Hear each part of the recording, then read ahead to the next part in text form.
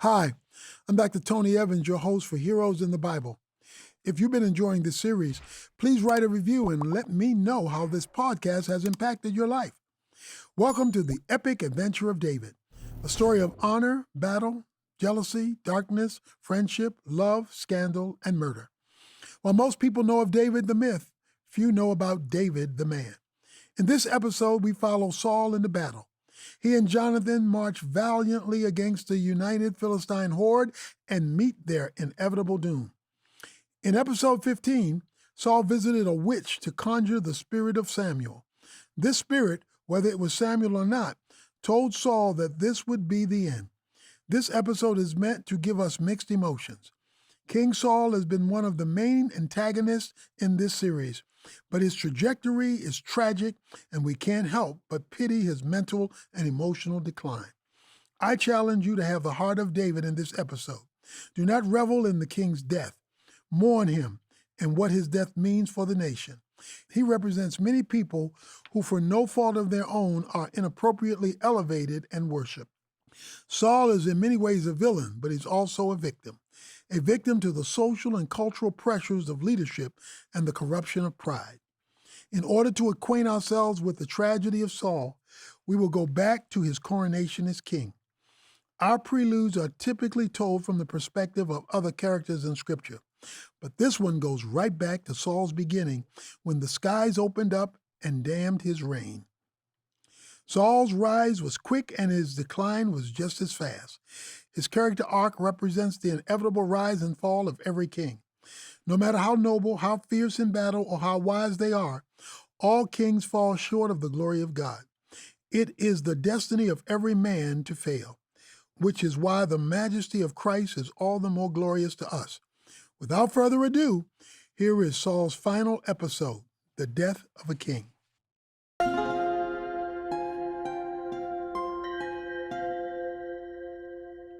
Prelude to chapter 17. You desired a man to save you. Samuel yelled at the people. Well, here he stands before you. The Lord has given you the desires of your heart. If you will fear God and serve him, if you will obey his voice and refuse to rebel as your forefathers, if you and your new king follow him and him alone, all will be well. But take heed, my children. The pride of the heart is more powerful than you know. God will resist the rebellious and arrogant heart.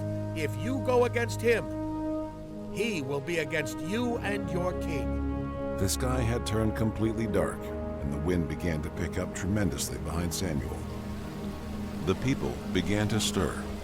The weather was unsettling. It seemed to match the mood of Samuel. His words clearly reflected the heart of God. Stand and see this great thing that the Lord will do before your eyes. Samuel said with a trumpeting voice. Thunder and rain shall go before you, and you shall know truly what you have done has grieved the heart of God. As Samuel said this, lightning struck down behind him. The cypress tree behind him erupted in flames. Then, as if the floodgates of heaven were opened, rain poured out from the clouds. Thunder shook the earth, and rain began to fall down like arrows onto the people below.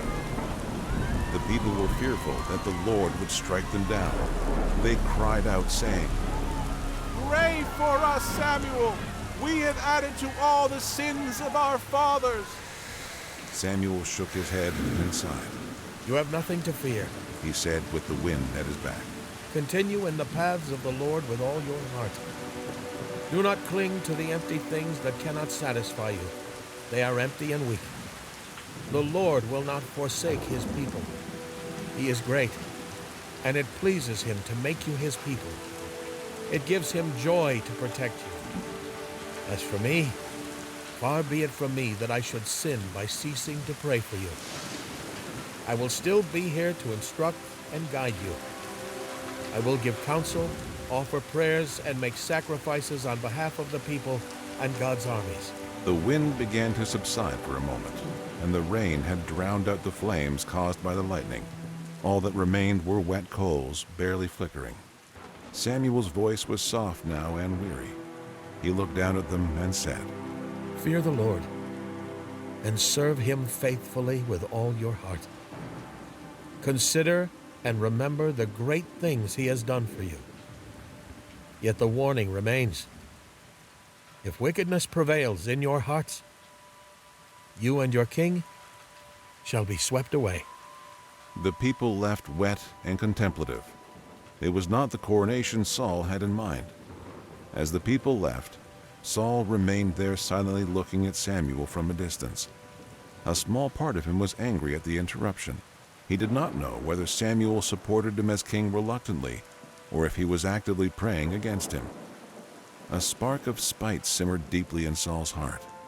He ignored it and put on a smile as he approached Samuel. The two of them left Gilgal to prepare and establish the kingdom. Chapter 17. Death of a King. Saul sat by the fire, wrapping himself in fur. He could see his breath in the cold air floating up into the cloudless night sky. The fire cracked and simmered. Its heat was a pleasant presence on such an unforgiving night. One of the logs fell to the side of the fire, away from the flames. The radiating heat slowly began to dissipate from the wood. Saul watched the red and orange hue emanating from the log slowly fade and disappear. His heart ached at the sight of it, although he did not know why. Jonathan sat on the other side of the fire, studying his father. He had not spoken since his return from Endor. He was like a ghost, simply floating in a space without any aim or purpose. It saddened Jonathan to watch his father's descent over the years. Ever since he banished David, King Saul's heart and passion had disappeared like the heat of a coal away from the fire. The young prince interrupted the silence and called his father out of his mind. "My king," Jonathan said. "we march at first light. What are your orders for the men?" Saul looked away from the fire and up at his son. He opened his mouth to speak, but there was nothing for him to say. The spirit of Samuel had spoken through the witch of Endor. This would be the day that he dies. Saul shook his head and returned his gaze to the flame. Jonathan pursed his lips and shook his head. "The Philistines will not wait for you, father. They march against us tomorrow whether we are ready or not. Will you lead us?" Saul said nothing in response. His heart and soul ached. He was filled with quiet and painful regret at the state of his life. However, Jonathan would not allow him to simply sulk. He left his seat, crouched in front of his father, and looked him in the eye. "Has the king already died?" His words cut through Saul like a sharp blade. The father and son exchanged painful gazes, both unwilling to say what was on both of their minds. They both knew that this battle would be their last. Saul cleared his throat and patted his son on the shoulder.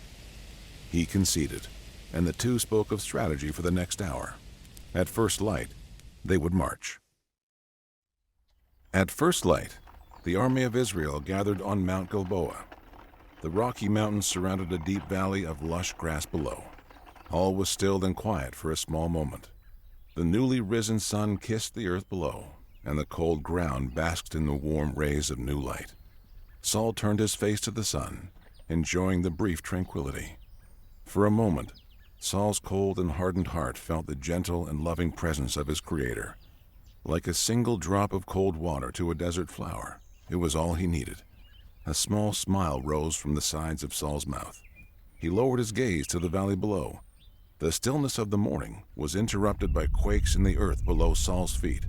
The ground was shaking, and Saul looked to the other side of the valley at the horde of Philistines approaching. They were like a swarm of locusts covering the sun. Saul's heart began to beat harder and harder as he scanned the vast army. Jonathan stood 200 yards to Saul's left with another group of skilled soldiers, and his two brothers Abinadab and Malchishua behind him. He would go around the side and flank the enemy. However, Saul feared it would do them no good. The united Philistine army stretched wide for nearly a quarter mile. Saul pulled out his sword and drew a deep breath. He stood upon a stone elevated above his men. "Do not let them see your fear," Saul thought to himself. "They need a king, not a coward." The king puffed out his chest and raised his sword high in the air. Out of Saul's mouth came a bellowing cry of war. He screamed with every ounce of pent-up rage in his body. The men raised their swords in return, shouting an anthem of war back to their king. Without any word or prayer, Saul turned to the battlefield and began his march. Although age had taken Saul's youthful strength, he still loomed a head larger than every other man. The king's size alone was enough to contend with the Philistines coming his way. He swung with broad strokes, wiping out 2 Philistines with one blow. Many Israelite soldiers ran past their king to protect him. They fought with fire in their bellies and passion in their hearts. However, it did not take long for the Philistines to force their will against the king and his men. Bodies began falling at an unmanageable rate. With each passing minute, defeat seemed all too likely. However, Saul would not retreat or surrender. This was their last stand against the Philistines. His legacy as king would be defined by this moment. He would not bow down. On the other side of the battlefield, Jonathan and his chosen warriors charged against the enemy flank. Jonathan's renowned speed and agility lived up to its reputation. He sliced through the first line of Philistines with ease. Their advances were well-timed and well-rehearsed as they made their way to the back of the Philistine army. That is where the kings were. Never before had Jonathan fought so ferociously. His pace was unmatched by any Philistine coming after him. Before they could even prepare an attack, he ran past them with a swift blow to the neck or leg. Saul's other sons, Abinadab and Malchishua, were in pursuit behind him. The kings were surrounded by dozens of well-trained guards, armed with spears and shields. Jonathan was the first to reach them, leaping into one of the men's shields and knocking him down on his back. Jonathan's men launched themselves forward as well, creating a frenzy among the guards. Spears and swords clashed, and Jonathan raged at the guards, desperately trying to get to the kings. Abinadab ran at one of the guards but was met with a spear to his belly.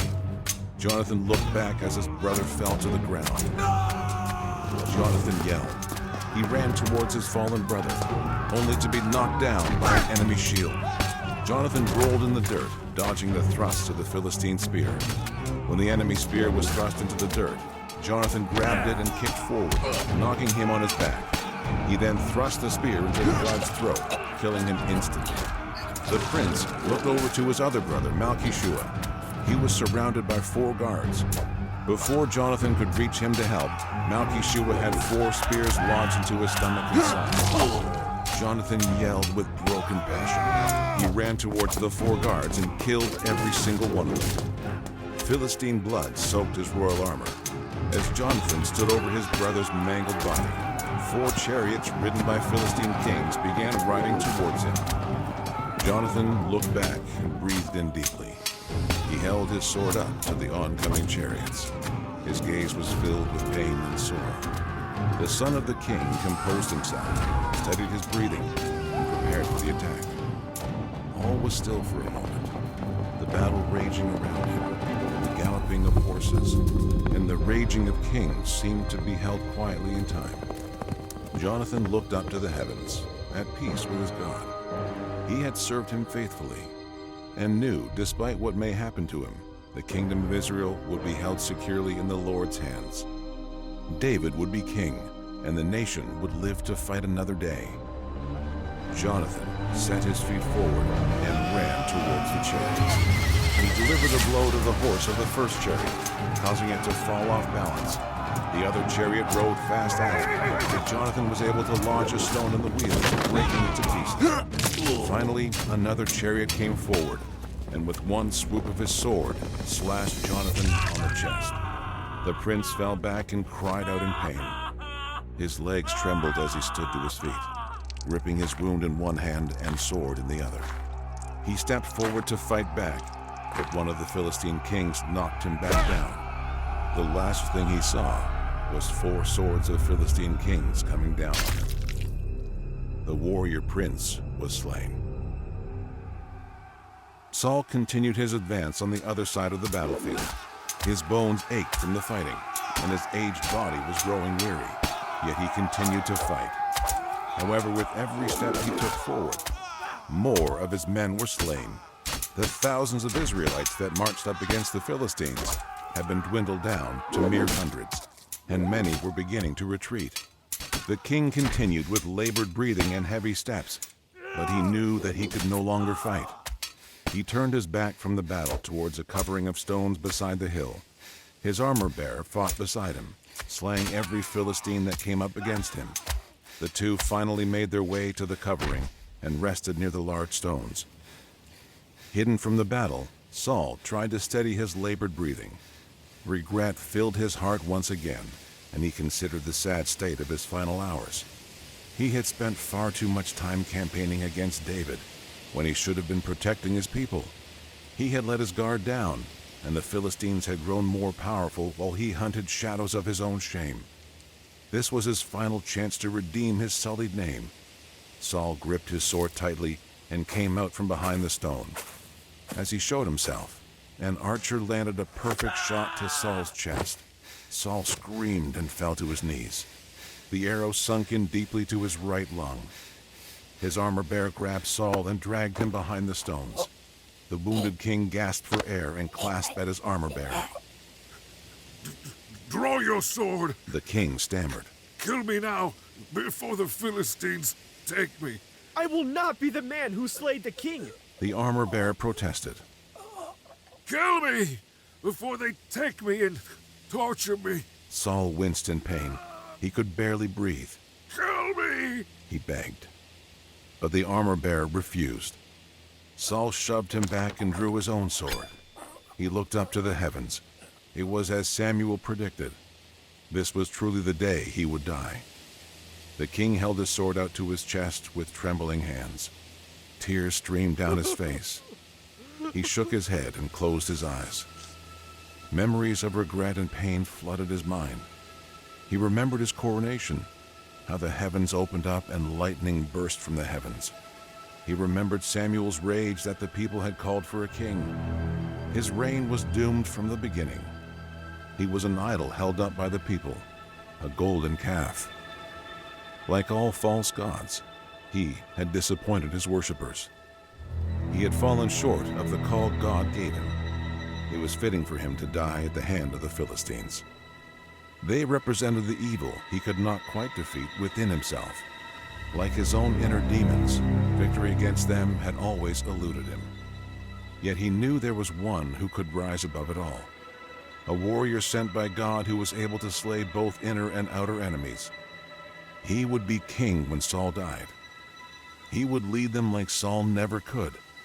The fall of King Saul would be the rise of King David. So the king pressed his sword against his chest and fell forward. As the king hit the ground, the sword went straight through his heart. The first king of Israel had died. Chaos followed the death of Saul and his sons. The nearby Israelite cities were overrun by Philistines. Those who had not fled were taken captive, and the borders of Israel near the Jordan had become Philistine territory. They had taken Saul's body along with his sons and beheaded them. They paraded the heads like trophies, sending them far and wide to Philistine cities. They made a mockery of the king and his princes. They put Saul's armor in the temple of their idols and fastened his body to the wall of Bethshan. However, the people of Jabesh-Gilead would not allow the king's body to be mocked in such a way. They remembered his march against the Philistines when they were attacked. It was his first act as king. So the brave men of Jabesh-Gilead arose and went to Bethshan in the dead of night. They retrieved the bodies of Saul and his sons and took them back to be burned and mourned properly. The fire consumed Saul's body. The coals cracked and simmered around him. The flames rose up into the sky, burning into the night. It was the longest fire Saul was ever able to keep burning. The reign of Saul was a message of struggle, torment, and anguish. From the very beginning, he was a representation of man's attempt to build up for themselves a kingdom apart from God. His paranoid and selfish campaigns against David showcased the fragility of man's ego. Yet in the midst of all human struggle, God is still at work and moving. Despite their rejection of him, God would not abandon his people. He had raised up a hero for them, a king to reign righteously and humbly. Yet even David was capable of falling. David's reign as king would be but a small shadow of an even greater king to come. The Good Shepherd, foretold since the beginning of mankind, the Christ. God will resist the rebellious and arrogant heart. This was a resounding truth in the life of King Saul. From the very beginning, his reign was wrought with pride, compromise, and anxiety. Every warning Saul gave the people in the prelude turned out to manifest itself in Saul's life. We watched it happen from 16 episodes. His steady decline into madness left us begging for his rule to end. This episode provides us with closure as Saul finally comes to grips with how far he's fallen. I suppose knowing the time and place of your death will cause you to contemplate your life. Saul is more reflective in this episode. This is the most sober his mind has been since the day of his coronation. This episode is a warning for us to not wait too long to truly reflect on the state of our hearts. If Saul had truly examined himself sooner, he could have salvaged his legacy. At the end, the king had a moment of sobriety and thought about his life. He remembered his coronation, how the heavens opened up and lightning burst from the heavens. His reign was doomed from the beginning. He was an idol held up by the people, a golden calf. Like all false gods, he had disappointed his worshippers. He had fallen short of the call God gave him. It was fitting for him to die at the hands of the Philistines. They represented the evil he could never quite defeat within himself. Like his own inner demons, victory against them had always eluded him. Yet he knew there was one who could rise above it all, a warrior sent by God who was able to slay both inner and outer enemies. This final reflection from Saul is for you and I. So often in life, our outer struggles are manifestations of our inner struggles. Saul raged against the Philistines, but could never quite seize victory over them. He could never be the hero he wanted to be because he didn't realize the first battle that needed to be won was within him. Calm the storm within, and the storm without will seem a lot less terrifying. Saul's death is not the majestic and noble end all kings imagine for themselves. He died an inglorious death, ending his own life so he wouldn't be embarrassed by the Philistines. Even at the end, Saul's pride drove his decisions. In this episode, the king's frayed character is once again put in contrast to Jonathan's. The warrior prince and beloved friend of David fights till the very end and meets a noble end. His death comes as a bigger surprise to us in this episode and grieves us more. Jonathan's life represents a different kind of disappointment. The philosopher King Solomon would later on write, "Whether it is love or hate, man does not know. Both are before him. It is the same for all, since the same event happens to the righteous and the wicked, to the good and the evil, to the clean and the unclean, to him who sacrifices and him who does not sacrifice. As the good one is, so is the sinner, and he who swears is as he who shuns an oath. This is an evil in all that is done under the sun, that the same event happens to all." Solomon's reflection is depressing but spot on. Death comes to the righteous and the unrighteous, the brave and the cowardly, the good and the evil. We do not mourn Saul's death in the same way we mourn Jonathan's. The prince was nothing like the king, and it seems like robbery to have him die too early. But that is death. It is a great equalizer, and eventually comes for all of us. Most of us are uncertain about how and when we will die, but we are certain of death's eventuality. This reality can cause many people to fall into nihilism, but Christ's triumph over death gives us a grander view. We are sober in our consideration of death, but it does not have the final say for those that have put faith in Jesus.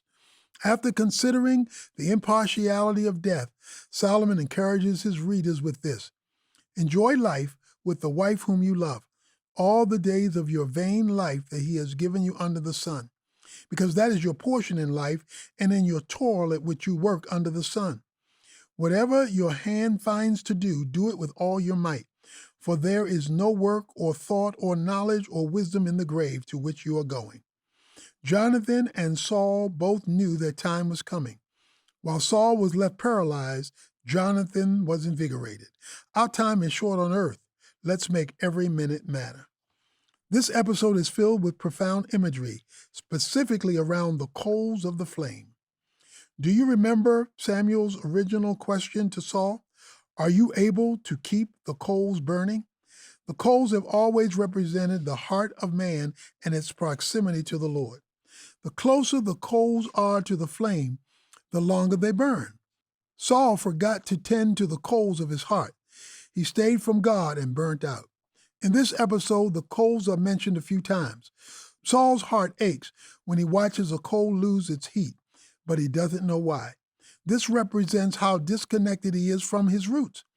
David has people around him to remind him of his calling, thus keeping his coals burning in the flame. Saul, however, had pushed away everyone who kept him accountable. King Saul's heart and passion had disappeared like the heat of a coal away from its fire.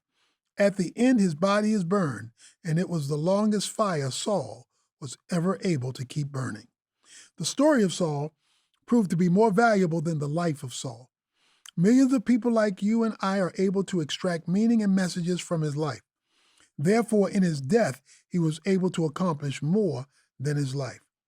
The era of Saul has come to a close, and now it is time for King David to rule. The temptation is to assume his reign will be more noble than Saul's, but we should not be so sure. The crown can corrupt noble characters, so David will have to cling to righteousness desperately if he wants to resist the pride of the throne. In our next episode, the exiled champion of Israel returns. Will he be accepted, or will the hatred of Saul linger? Find out next time in episode 18, A Sorrowful Coronation. Thanks again for listening. For more inspiring stories, daily prayers, and wisdom to last a lifetime, go to pray.com. And to expand your Heroes in the Bible journey, download the Heroes of Faith devotional at tonyevans.org/heroes. Write a review and let us know how this podcast has impacted your life. God bless. Hello, my name is Matthew Potter, co-founder of pray.com. I wanted to ask, do you know what your bank does with your money? At America's Christian Credit Union, your everyday banking helps grow churches, expand the reach of missions agencies, and supports fellow believers across the country.